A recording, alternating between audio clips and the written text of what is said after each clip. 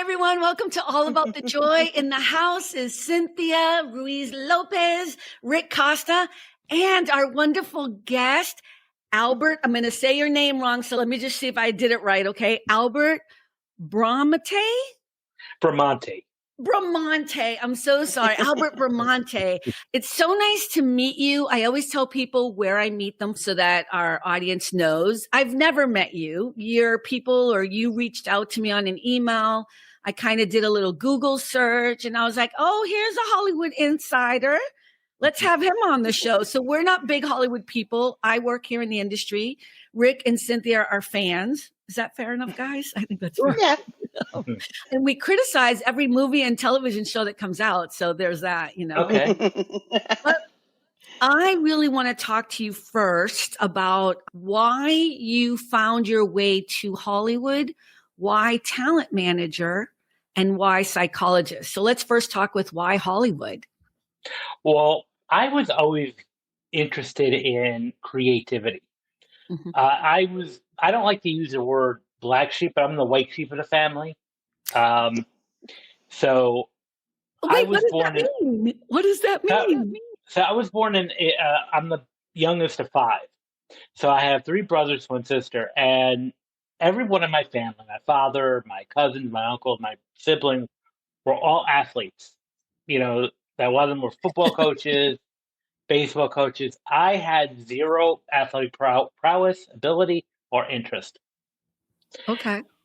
I loved books. That was my sanctuary, books. And so what led me to, but I was always interested in creativity as well and sort of performing, not necessarily as an actor, but I was interested in just, you know, the whole thing about creativity. So in high school. So you enjoyed molding other people, or you were also an actor when you were younger? Sort of. I was an aspiring actor for when I was younger. Okay. I really wasn't a full-time actor. I loved being around actors. Now, I was in high school. I was in a drama club. In college, during my undergrad, I majored in psychology, minor in communications, and I took, three, theater classes as electives. Two of them were actor-related. One was on the theater in general, and I really enjoyed it. Those are like my favorite classes. And then when I went to grad school, and after that, I found myself working in New York City around the time of 9/11. Mm-hmm. And so I did some volunteer work with some people. I was working also in the social services nonprofit sector, but I was also doing some volunteer work. And I found myself working with some artist foundations and artist groups and advocacy groups. And I really enjoyed being around them. And everyone would say, oh, you should be an actor. And I did it for 2 years. I was in a couple of commercials, a couple of short films. Okay. But what I found was I really didn't enjoy it, but I enjoyed being around actors. I totally understand that. I understand creatives. Mm-hmm. And it was like this. These are my people. This is my drive. And I feel comfortable with actors and creatives rather than academics. Because I did the academic conference route for years, and I always found them to be boring and snooty, elitist. Okay, which I'm not. Totally agree with that. We don't want any emails. You can send them all to Albert for all the elitists watching our show. Okay, it's all good. Yeah. So, and I didn't feel I was a part of that, but I felt such at home with these actors, and just even creative people. They're like filmmakers and non-actors, but people that were in the industry, writers. I just felt such at home, and so I wanted to still work with them, but not being an actor myself. When I was also acting, I would meet actors. I'd befriend actors on set, and I would actually be showing them casting calls and saying to them, I think you'd be right for this role. Oh, okay. So there are people in our audience who don't know what a casting call is. I know it might sound very obvious to those of us in the industry, but basically it's a notice that you get from the studios or from whoever's doing a film, or if, New York, you're in New York, right? So it'd be like Yes. Broadway, whatever. Casting call would be a sheet that comes out and says all of the shows that are available and all the actors they're looking for. And you should come in to audition is pretty much the gist of it. They want everyone who's a brunette, 5'6" or above or something like that. And, if you can sing and tap dance or something like that. And everyone They actually did up. that. They did that here in Boston when they were looking for extras for Walking Dead. Yeah. So extras are a little bit different. So casting calls can be both, but usually they're looking for, he's talking about like principal actors or people who character actors. So people coming in to do a role probably on a TV show. Yeah, it was, and none of them were not open calls, but you still were places you had to submit your headshot and resume, and then you were invited to audition if they felt that you were a match. But I was finding it was like, oh, you should submit for that. You should submit for that. And a couple of actors said, wow, you could be my unofficial agent. Oh. And that my wheels started turning. Okay. Right. So, and then I started helping, behind the scenes. I volunteered at film festivals. Like I was part of the, volunteered at the inaugural Tribeca Film Festival in New York. So I really just enjoy, and I would put together acting panels at different film festivals. Wow. And I realized I love actors. And so the natural progression is, why don't I rep them? And this is 2004. I started my first company. Is that was that Emerge Talent? Emerging Talent, yes. Emerging Talent, okay. So I did that up until about 2020 during the pandemic. And at that time, I had started partnering with another agent, and we combined companies and became bona fide emerging artists, which I had for 3 years after that. So I'm gonna interrupt a little bit, because can you tell people what a talent agent does? Because I think people get confused by talent agent and manager. Sure. So, they, the lines have blurred a little bit over the years, but an agent does day-to-day work. So like we'll find the breakdowns, like the casting calls for professional things, to film, TV, theater, commercial projects. Basically, they're filming in the New York area or that are casting out of New York. And then we match our actors for those roles. Right. And that now a manager is someone who's more hands-on. So they're the ones that would be like kind of like the consigliere of the actor, the the confidant, the one that helps them with choose classes, choose headshots, branding materials, all of that stuff. They do more big picture career stuff. The agent actually hustles to get you the actual job and audition. So you would be like, Carmen, you need to go. This is, Steven Spielberg, blah, blah, blah, whatever. And you would send that out, and I would go to that audition. A manager would be like, we don't know if you want to work with Steven Spielberg, which in that moment I would fire the manager, because who would have worked with? But go ahead, Albert. Or they would at least say, okay, they would work with you and say, okay, you want to work with Steven Spielberg? Here's what you need to do. Right. Here's the steps you need. Here's the portfolio you need. Here's the materials you would need.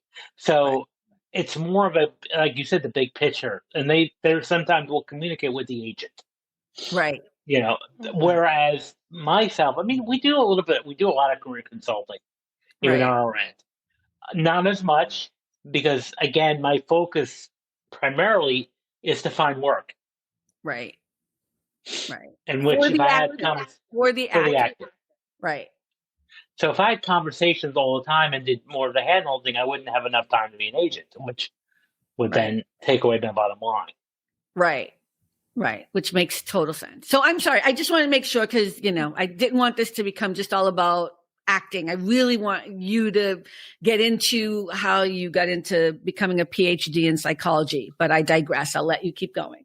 So it was because my partner had bona fide artists. I then, we merged together for 3 years. We did that.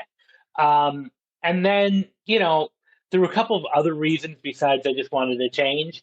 So that was during the writer's strike and the Screen Actors Guild strike of 23. I decided to rebrand my agency, go back on my own, and I started Bramante Artists, which was founded January 1st, 2024. And I did that to be a little professional because while the emerging umbrella worked for me for many years, that was not the message anymore. I was like, I'm now working with established artists. So, and most agencies kind of operate out of their name, the names of the owners. So that's why I was like, that was my decision to, change it to Bramante Artists. For many years, I worked with emerging talent, and most of the people now that are on my roster are not new actors. They look like character actors. It seems like you have a proficiency to work with up and coming talent and character actors. Yes. Is that correct? Yeah. I work with all types. But I would say 80% of my roster are character actors. Right. However, the character actors are more in demand now. Oh, of course they are. But maybe we have to. And Albert, I'm so sorry. I just really like to make sure our audience who doesn't really know, this is not to act like my audience is dumb, because they're not. Our audience is amazing. They're not. I'm also just trying to get a refresher for myself. I'm just using the audience as an excuse. You see what I'm doing there? That works too. So. Yeah. So can we just distinguish between what a leading actor would be and a character actor, and why those two are so important, and what you mean by the character actor is probably more in demand now?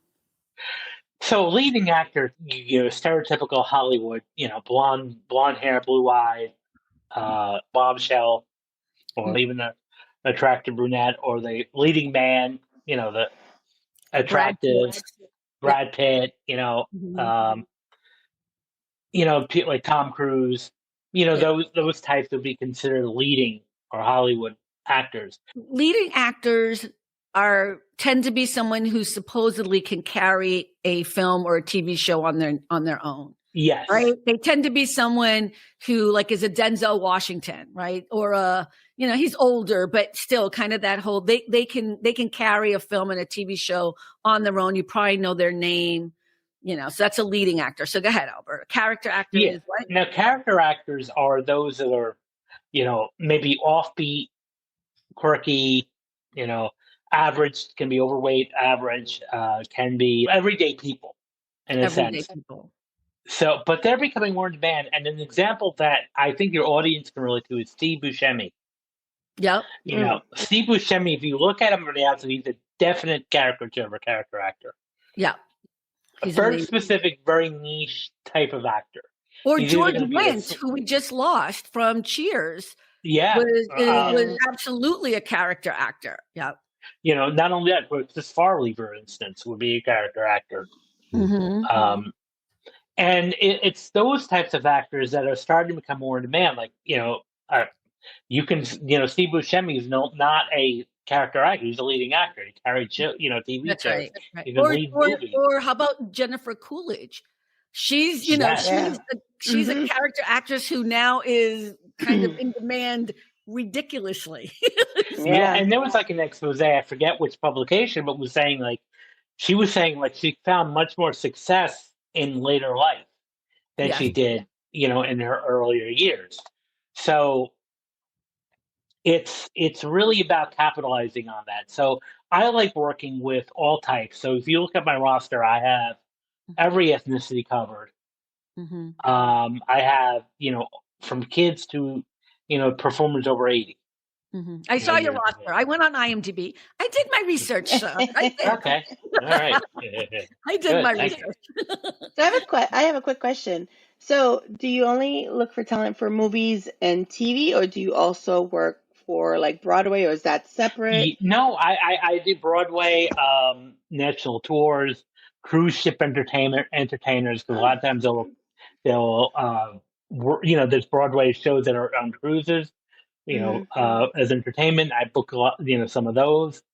I currently have two clients right now. One is on a tour of the Addams Family musical, and another was on tour of Annie the musical, the national tour. That's really fun that you're doing that. The way you're talking about being a talent agent makes it actually kind of fun. Because usually in this town, I'll just let you know, in this town, we don't love our agents, right? Because we're always like, why aren't they getting us to work? Well, I get a lot of that. Not gonna lie. But I think, the one thing now is the industry has changed, Yes. drastically in the past 10 years and 5 years completely, Yeah. to a point where it's totally different than what it was 5 years ago. Right. So there's kind of a recession right now we're in. Mm-hmm. And I think that's where a lot of actors are getting frustrated with their agents and their managers, because we're struggling too Right now. Right. Well, you have no idea about this because you don't know me, but now we're going to be best friends. I work for a lot of production houses, right? So a lot of my clients own the production houses. So we don't have a lot of work. Like the work we're working on is work we booked a while back because like one place is post-production. So you start to see the dwindling when you're not seeing the work coming in. Mm-hmm. Because the movie's finished, right? Because we're at the back end of things. So it's really fascinating to see. I mean, when you say we're in a recession, you're talking about the film industry. It's really on its legs. It's like everyone's trying to pivot. Everyone's trying to do something different because Hollywood's changing. Yeah. It's changing, especially when we have, for those of you who don't, again, who's not in the industry, 2023, we had two major strikes. Yeah. We had the Writers Guild strike and the Screen Actors Guild strike. Right. And they lasted a lot longer than we anticipated. Right. And they also, the fact that they were together made it even kind of like a double punch there. Yeah. And also there was a lot of talk when it was coming down to it. Oh, there's going to be a bunch of work. There's going to be, everyone's going to open their doors. It's going to be, be prepared. And unfortunately, I haven't seen that.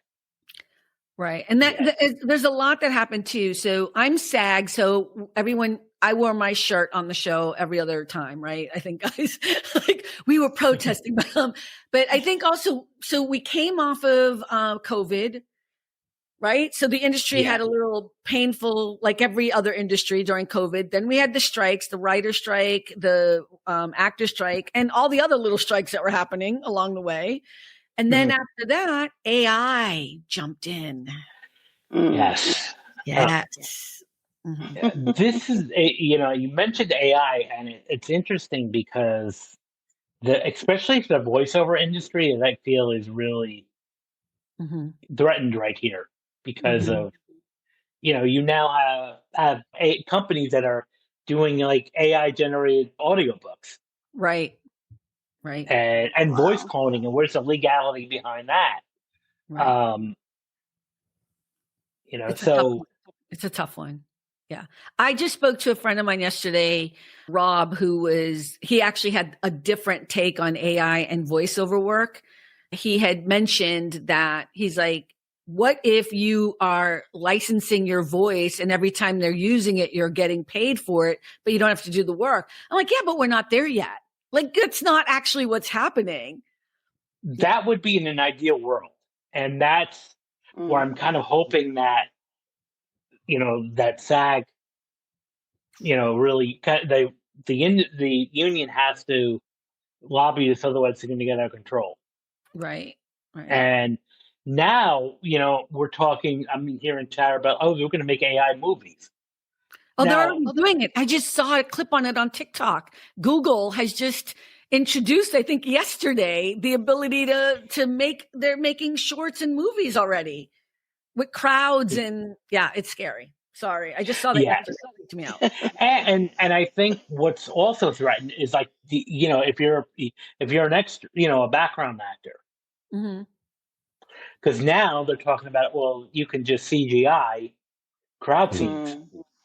Right. And therefore it's saved the production lots of money. But here's the argument. Okay, but I'm going to argue with you because again, I had this conversation with Rob.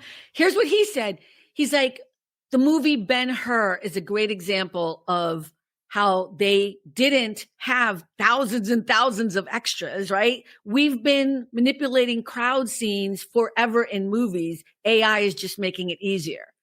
How do I argue that? How do I argue that with him? Because it may be making it easier, but at the same time, are they what is it? Why are the studios using AI? Are they doing it if they're doing it to save money?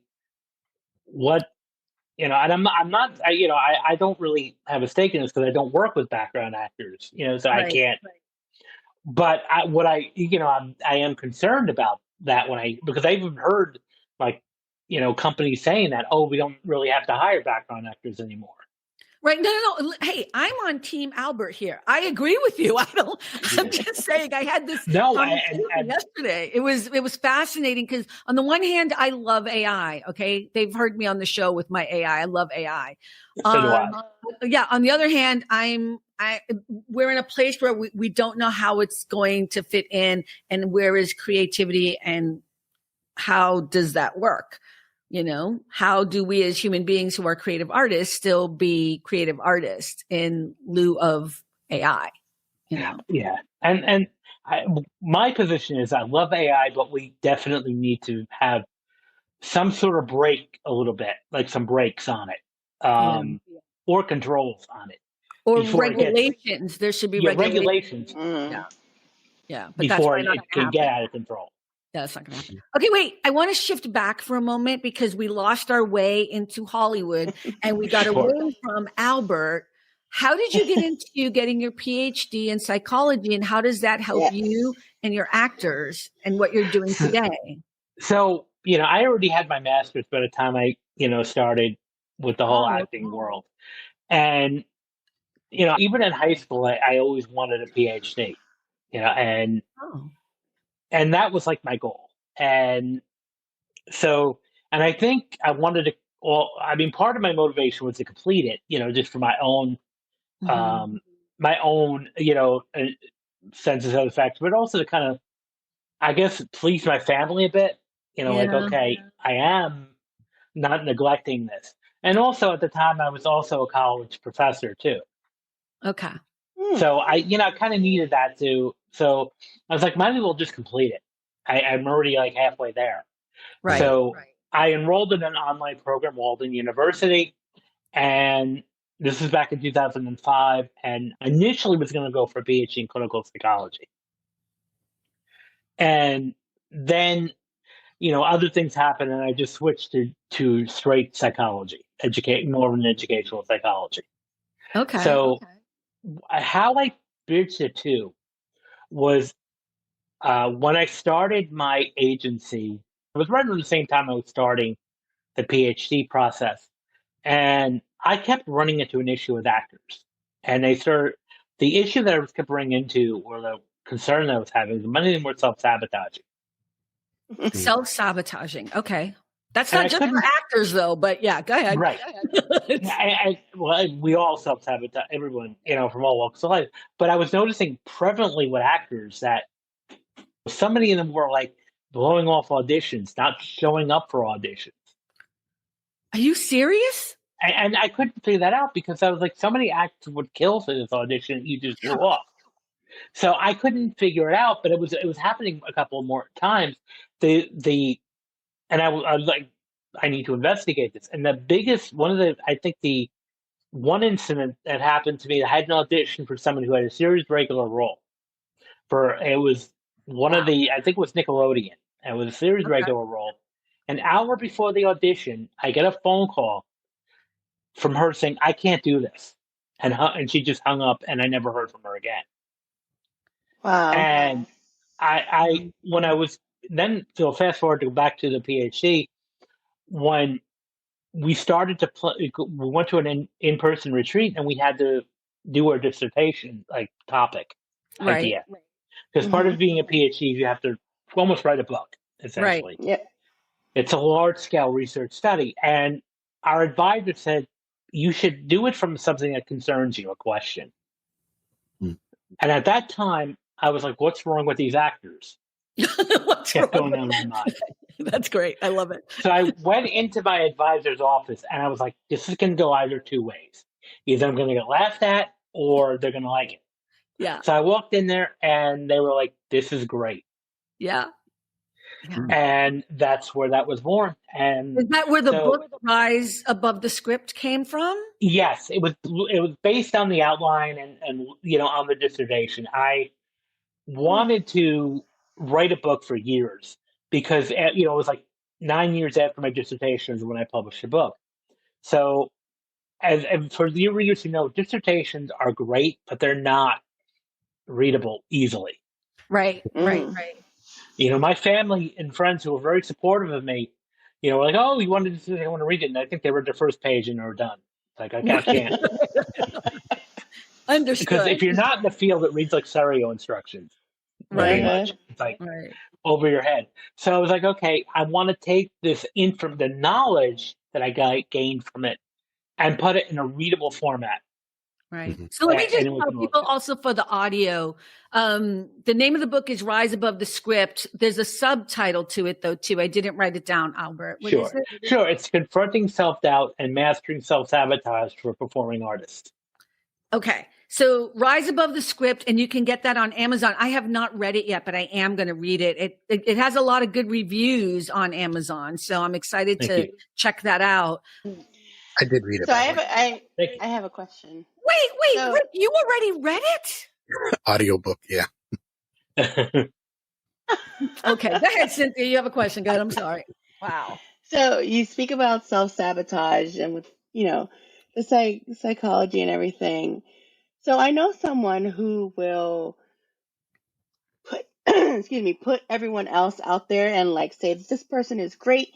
They should be in this role, blah, blah, blah, but they will not do it for themselves.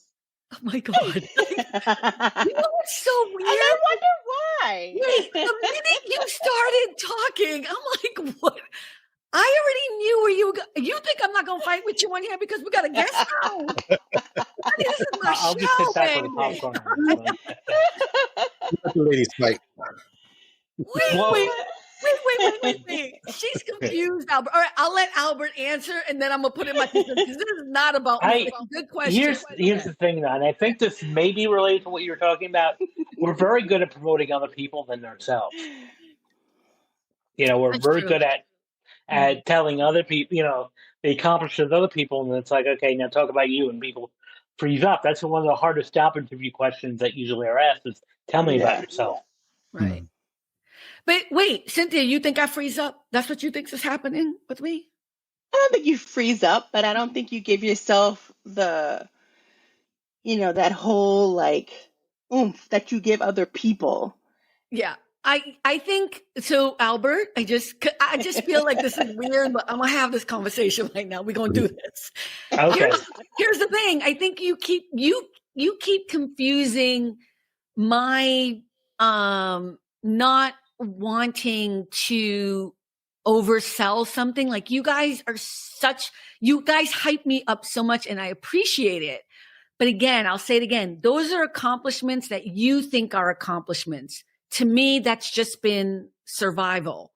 I have things on my list that I want to accomplish that I haven't been able to accomplish. So Albert, they get upset with me because I'm like, I still haven't done my, 6 things on my list that I want to do. And they're like, oh, but you've done all this. Oh my God. And it's like, I'm not saying all that stuff isn't valid. I'm saying all that stuff is what you think is amazing and great. That's nothing that I went to do. Does that make sense? I feel like I'm about to get a therapy session. I see. Oh my God. Yeah, I'm a little afraid how to answer. No, I'm just saying because I'm like I'm inclined to agree with them actually. No, Albert, it was nice to have you on the show. Goodbye. This is when I'm getting kicked out. Okay, but no, I think again we downplay the accomplishments too. Like, for example, even actors like, oh, congratulations, booked the role. And I'm like, yeah, I think they just gave it to me. No, you booked the role. I see that happening a lot with like, oh, you won this award. Well, they give an award out to everybody. No, you won an award.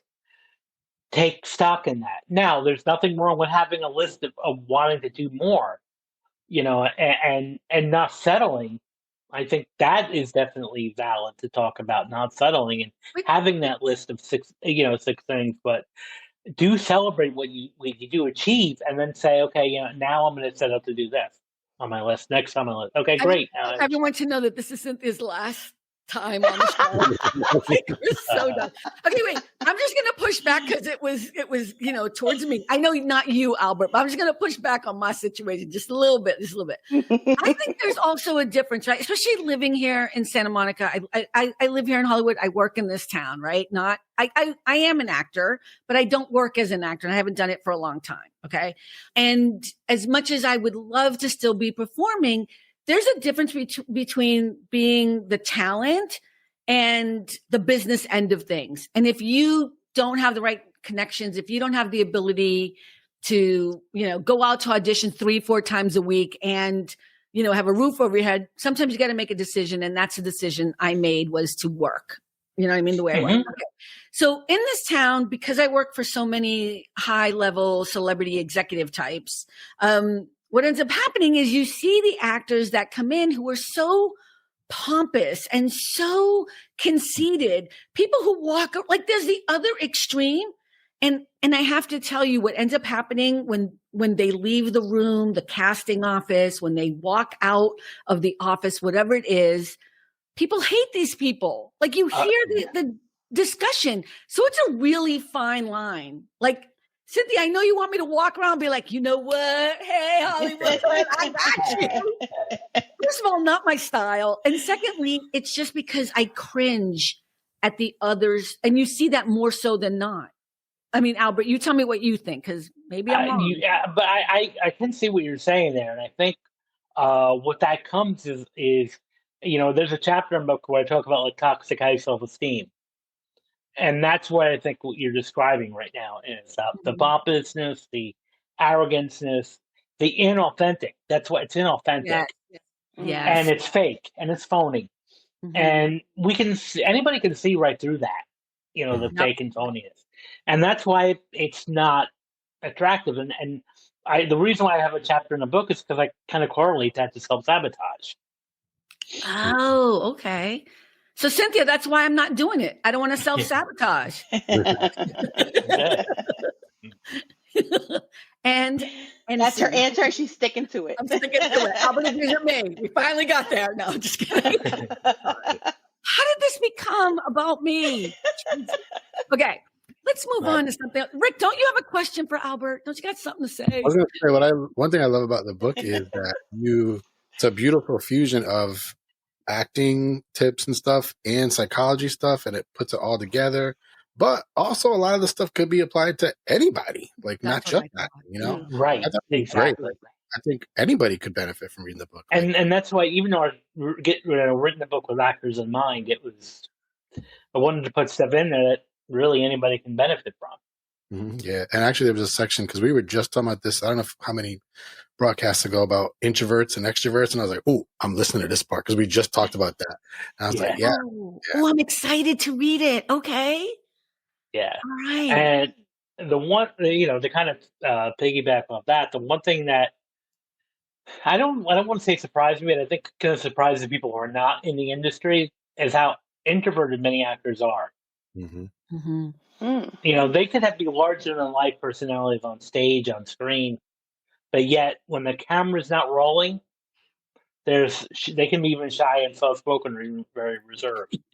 Michael Jackson. Yeah, Michael Jackson is like that. And a lot of musicians are like that too, where it's just when they're not performing, they're very soft-spoken, very quiet. And you may not see them at the parties and all of that, in the limelight. They don't like to be in the limelight, even though they're performers. They're doing it for... Why do you think that is, though? Like, why do you feel like when they're on stage or performing, they can technically be themselves, kind of, but once those cameras are gone, they're like so reserved? Because they're performing, it's like being in a state of flow. We call this in psychology a flow state. When you're in a state of like euphoria when you're doing something you love. So it's, in this sense, they're performing or creating art. And for them, that's what they love doing. So in their mind, they're all about the creative process and not so much about the audience, feeding off the audience. They're about really just doing what they love, which is performing. And when they're not performing, it's like they're not really at home anymore. Okay, I have to, so I was a dancer as a kid, and I'm smiling because I was trying not to talk, but we all know it's going to happen. But at least I let you speak for a minute, Albert. But it's true, Cynthia, when you get on stage, it's like something takes over you and you're just in that mode of creativity. You're not even thinking about it. You know what I mean? You have the butterflies beforehand, maybe thinking about it because you're about to go on. But once you're there, it's a whole other thing and it's magical. It's so magical. Like as he's talking, I was like, oh my God, yes. I love it. I'm sorry, Albert. I broadcast every day, and I broadcast right after work, and I take care of my mom who has dementia. So that's a whole struggle in and of itself. And here it is, like about to go on, and I've had a horrible day. But when that thing goes on, ding, now you're going to get happy Rick, pleasant Rick. And it's not that I'm like, oh, you're being fake. No, this is who I want to be. And I'm trying to just drop the other stuff. And then it actually helps me to become the happier person I want to be when I'm doing it, So it's not fake, but it's just something that, yes, I can just turn it on, but it's not because it's fake. It's just because, I can just compartmentalize, like men love to do that, right? Compartmentalize that day, put it aside, and then smile for the camera, Yeah, of course. You're developing a persona. It's like, it's like the musician is doing a persona, acting or doing a character, a persona. So, but the real you can just be, soft-spoken and quiet. Mm-hmm. Yeah. Or crazy. Whatever it is, Rick. Rick is acting all demure and quiet today. Don't know why. It's very interesting to see. All right. What is something about your work that people misunderstand? That's a very good question. I think a lot of people either think we're jerks, like we're all about the money, because you see like the ruthless agent, or that we go to parties all the time. And and I would say maybe I'll go to 1 or 2 events a year. The other time I'm working, 10, 12-hour days. So I think that's the biggest misconception is how hard we work. Yeah, I think the other thing about agents, just from my point of view, is like, first of all, every actor that comes to Los Angeles wants an agent. And it's the hardest thing to get an actual legit agent. And a legit agent means someone who actually knows the business, can actually get you work, and doesn't charge you more than the standard. Isn't the standard 10 or 15%? 10% for an agent and 15% manager. For manager, yes. Right. But if you don't know, then, people are scamming you and, telling you all these things. And they're saying you need new headshots. You have to go to my friend, the photographer over here, and get the back end stuff. So, of course. Yeah. So agents they kind of get the sleazy reputation. But the fact of the matter is you can't work in this town without an agent. You really need one, unless you are, the daughter of Steven Spielberg or somebody, like you really do know somebody in this town. You really need an agent. So I think there's a bad reputation for agents, but agents are actually the reason why you see a lot of actors on television, the right. people. And we are caring and we are hardworking. And I think that's probably the biggest misconception, about that, is that we're called icy people, because you see like shows like Entourage, for instance, kind of demonize us a little bit. Well, I think you are kind of icy. That's what I'm getting from this whole conversation. Is that kind of, you're so mean, and the cruelty is just coming right. I know. Coming right through it's bothering me a little bit, but we'll work with it. What do you think is the biggest challenge facing actors today? I think what we just talked about, the industry, the changing landscape of the industry, and just, the instability of the profession. It's not a 9-to-5 job. There's no guarantee of employment. There's no, we're working like in a gig economy, from gig to gig, in a sense. So you're only as good as your last gig. So it's like, you still have to audition, keep auditioning. And no matter how talented you are as an actor, you're going to hear more no's than yeses. Yeah, every day. I mean, I told these guys the reason why I stopped pursuing acting. First of all, for me, dancing and performing is very different than acting. And so everybody was like, oh, just go be an actor. And I was like, it's not like you just go and you just start becoming an actor, but I did study it. I did study with the best of them or whatever. But I think it's really hard to shine for me. Like going into an audition, like if you call me and you're like, you have to go into an audition and I have like an hour to get there and I'm in traffic and then you get there and all you do is you get these sides, being able to turn that on, that's a skill all in and of itself. Sure is. Yes. That I don't have. I admit it right now. I just don't, you know what I mean? But the places that and Cynthia, I'm not saying it to dismiss myself. It's just not my skill set. I did it for so many years. And the thing is, it's not the rejection. I grew up being rejected. I'm good with that. What I wasn't good with was not being able to be my best because I didn't have the material for enough time, or not being secure about it because I'm not that fast with the material. But that's a whole other skill set. But what's your thought process on that, Albert? You can yell at me. Yeah, I mean, there is sometimes a quick turnaround time. That was also part of SAG contract. The last round of negotiations was to give the actors enough time to prepare. But that was just recent. That was just recent. Yeah, that was recent. But I'm saying it's because of that. So that's definitely, I've had sometimes actors would get the same day appointment and there would be like 8 pages of sides. Crazy. Like, whoa, that's crazy. 8 pages of the script, Cynthia. I don't know if you know what sides are, but sides are what you're given as an actor to go into an audition. So they'll take eight pages. Well, they shouldn't do 8 pages for like if you only have an hour. They better not. Yeah, I mean, right. They can't do it anymore. But they used to do that. Like you would get a call from your agent and they'd be like, Carmen, you have an audition like in 2 hours. Can you make it? If not, can you go after work and wait? Or, because they want you to get in because it might be, it might be a one line on Friends or Seinfeld or whatever it is. You know what I mean? So, but you would get or a movie. For me, it was always a movie. And I'd be like, sure, I can make it. I'd get there and they would hand me, because remember, we're talking about, hate to date myself, but I'm about to. But we're talking about when I got here was like what? So we're talking 96, 97, 98, 2000, whatever. It's a very different ball game. Mm-hmm.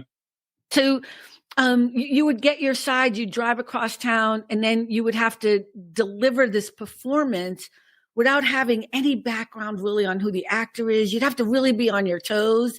And I'm really one of those people that loves to get into it. Like I love the best part of being an actor in this town for me has been when I have booked a role.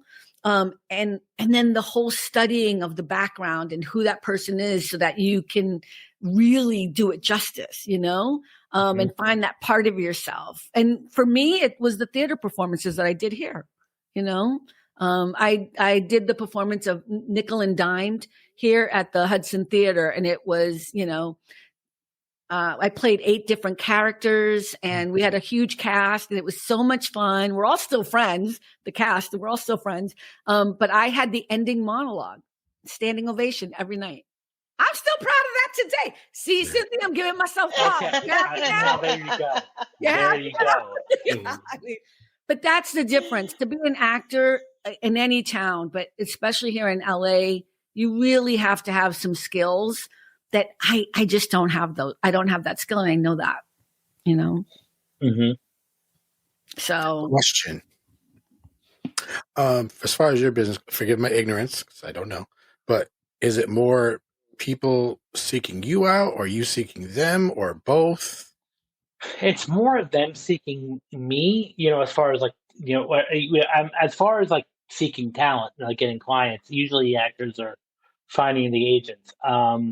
As far as the jobs, for agents and managers, there's a service called Breakdowns that comes out every day, and that has all the projects they're casting, and then they have all the roles that they're trying to fill. So that comes out daily to us. It's like a, thing that we subscribe to.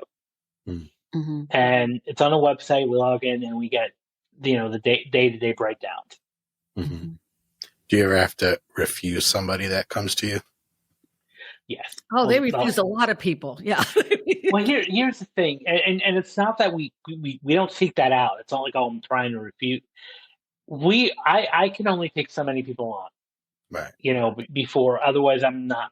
If I had thousands of people on a roster, then all I'm doing is I'm doing the saying what they say, throwing spaghetti against the wall and seeing what Yep. sticks, Mhm. which is not a really good job of an agent to do.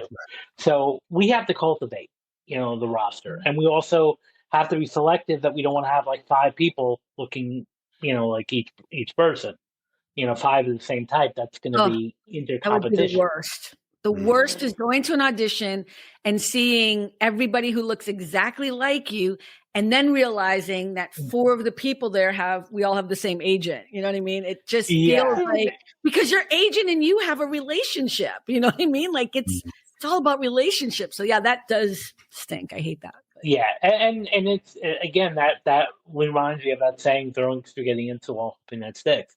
Because then the agent's saying, "Well, I have one of the 5 book," and that's not a good approach to have. So we have to be very selective, and that and typically, like for myself, I get about 100 actors a week that are submitting for representation, That's and I might meet with like 5 or 10 of those out of that. Maybe, and then I might sign 1 or 2 out of that, if that. So it is unfortunately very saturated, industry, and it's even more so in LA than New York. Mm-hmm. Yeah. So we do have to unfortunately say no.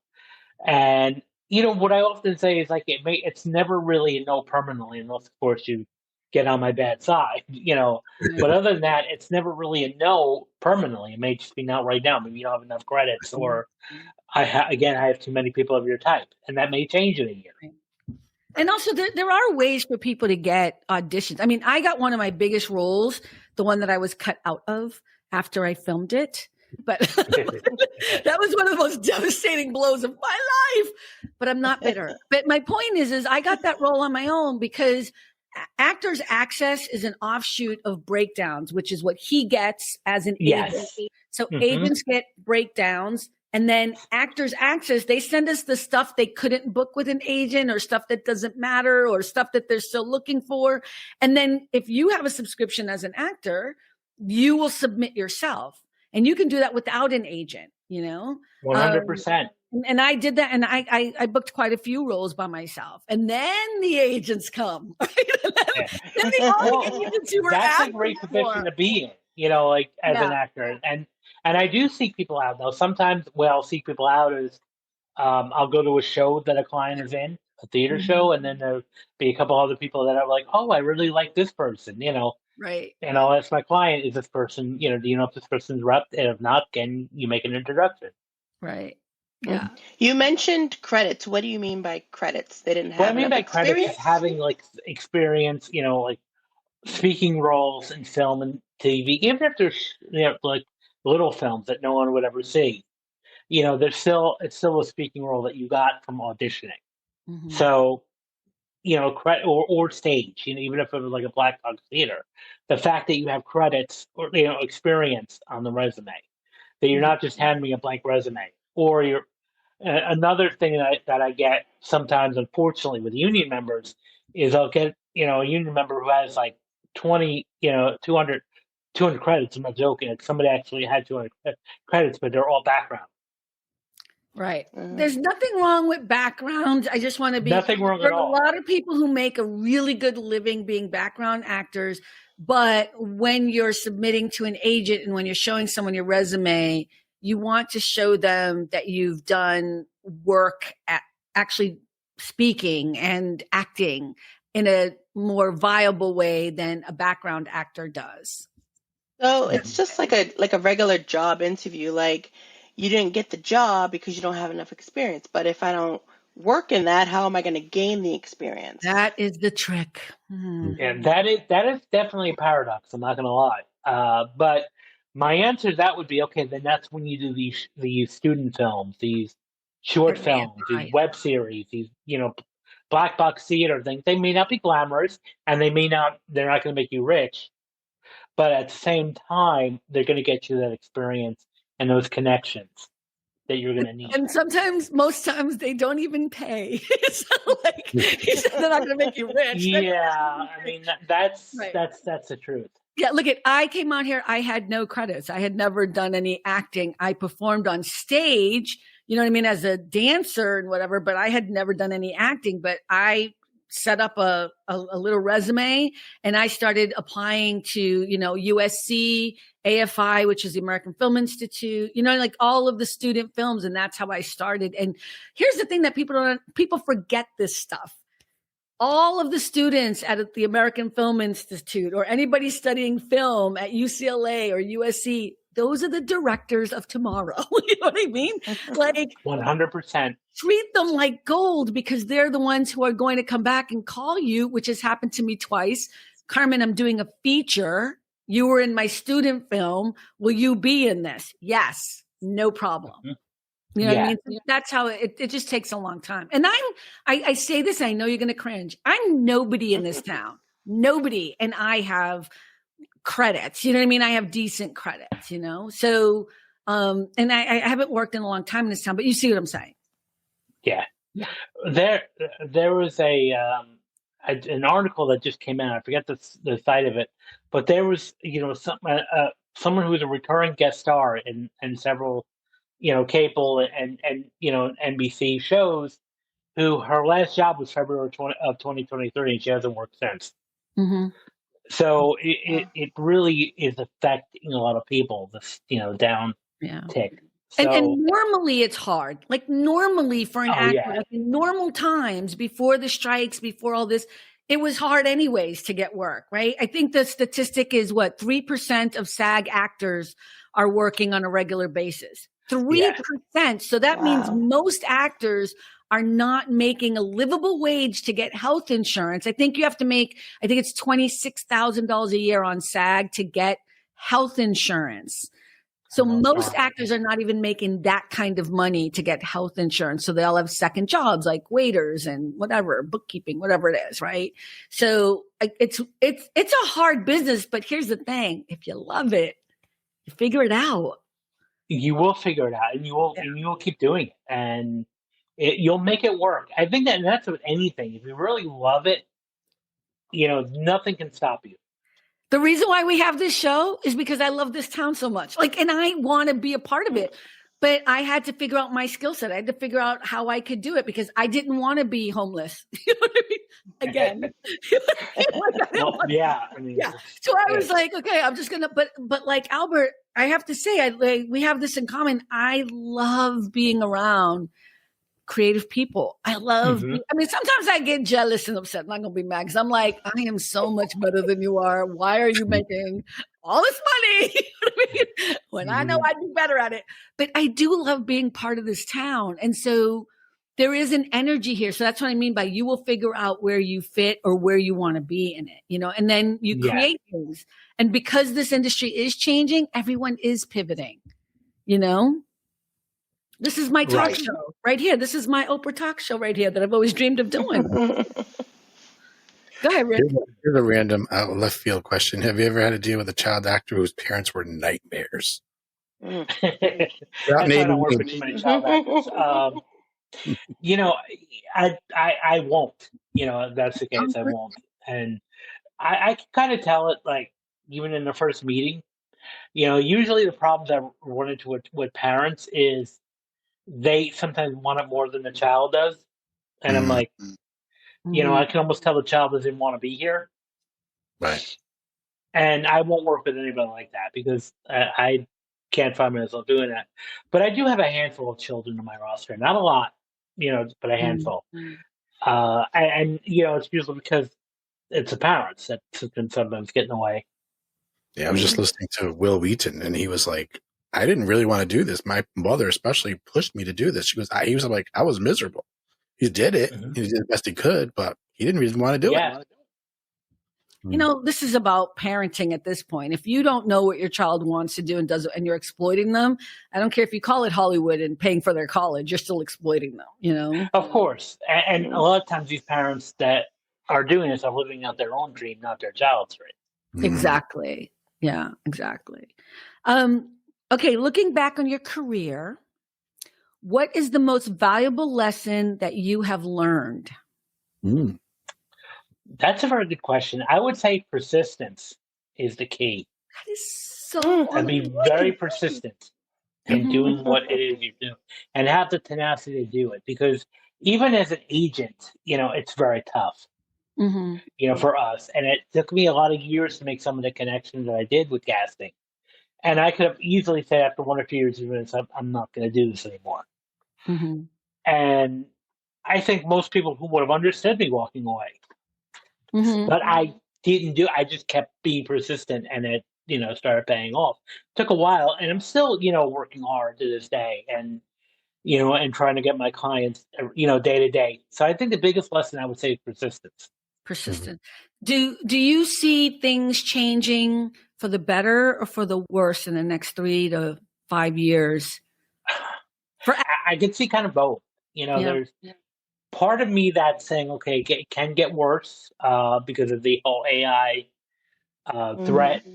Because even like if the unions say, okay, we need these negotiations, we're going on strike. When I give AI, it's like, okay, well, where's the threat? Right.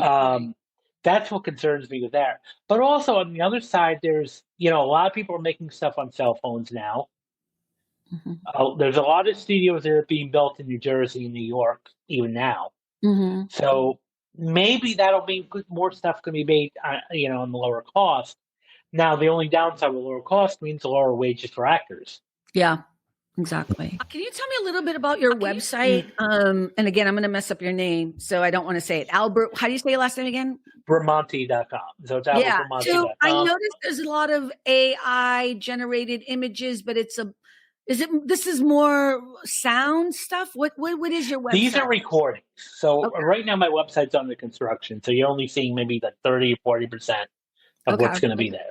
So I have hypnosis recordings from everything from about, anxiety to sports performance. So these are like 15 to 17-minute sound clips that you when you buy, you download them and you can listen to them on a daily basis. Like, Can you I don't know anything about hypnosis. So what is hypnosis and why would that work for an actor or performer or anyone in general?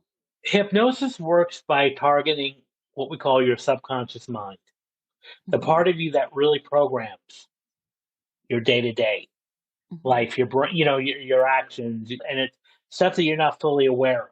But that's where all of your motivations come in. So what we do is we kind of put you in a flow state or a state of light relaxation or light trance and work in reprogramming some of the beliefs that you have, limiting beliefs that you might have, so that you can be a better, performer. Now, it's not going to make you a better actor. It's not like, because it doesn't replace acting training. Nothing will except acting training. But what it will make you do is get you out of your head and stop second guessing yourself, so that you'll become a much better you than you'll ever be, than you ever were. So I can guarantee you that's going to help an actor book more work. Another thing in the book you talked about was affirmations, which on my broadcast, I literally do it every single day. But and that's also another thing we do in trance is several affirmations, these are loop with affirmation on loop. I don't know how I feel about all that stuff. I'm not into hypnosis. I think I'm a little bit afraid of it. So that'll be. Well, I will say this, and this is what I tell a lot of people who are afraid of hypnosis. You've already experienced it thousands of times already. So nothing to be afraid of. Wait, how have I already experienced it 1,000 times? So let me ask you a question. You do drive. So do you ever get sometimes when you start the car and then you get to your destination and wonder where the time went? Yeah. That's what hypnosis is. It's like a state of. If you ever get enthralled into a movie where you get lost, state in time, or you read a book and you get lost in the book, or you listen to music and you get you be transported to a memory. That's what hypnosis is. If you ever meditate, that's what hypnosis is.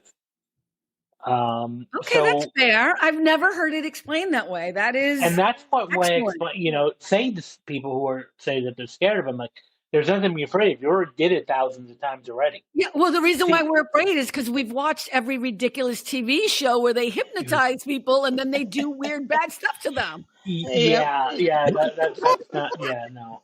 And I will definitely say a movie reference that didn't really help us, and that was Get Out, which I was like, no, that's definitely not hypnosis. But it's that it is. You're right. People are scared of it because of that. Oh, am I going to make you look like a chicken? And that's, be fun to watch, but no, that's not what I'm going to do. Right. It'd be fun to watch, but it's not what I'm going to do.